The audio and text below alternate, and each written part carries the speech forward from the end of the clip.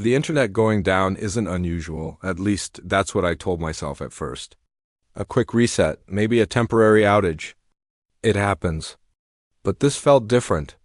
The connection didn't flicker, it disappeared completely, no signal, no reconnect, nothing. I checked the router, the cables, every obvious fix. Still nothing. That's when the concern started to settle in. Because in our house, the internet wasn't just convenience, it was essential. My sister worked remotely full-time, handling sensitive client calls and deadlines that didn't pause for outages. And more importantly, part of our home setup relied on a stable connection for scheduled medical, check-ins appointments that couldn't simply be rescheduled without consequences.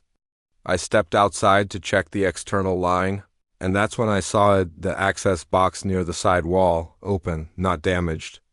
Just accessed, deliberately and immediately. One name came to mind, Karen. She had been sending messages all week about network strain, claiming certain homes were using more than their fair share. I had ignored it, assuming it would pass like her other complaints. It didn't, and now, standing there with our connection cut off, it was clear she had acted on it.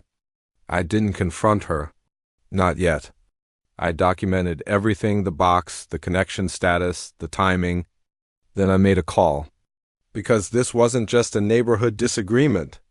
This was interference with a service that wasn't hers to control. Within the hour, a technician arrived, confirming what I already suspected. The line had been manually disconnected. Not a system failure, not an outage. Someone had physically done it. And as the situation unfolded, access records and nearby cameras started to tell the rest of the story. Karen had used HOA access privileges to reach the panel, convinced she had the authority to regulate usage. What she didn't understand was that internet infrastructure doesn't work that way. And more importantly, it wasn't hers to manage. The tone shifted quickly. The connection was restored, but the situation didn't end there.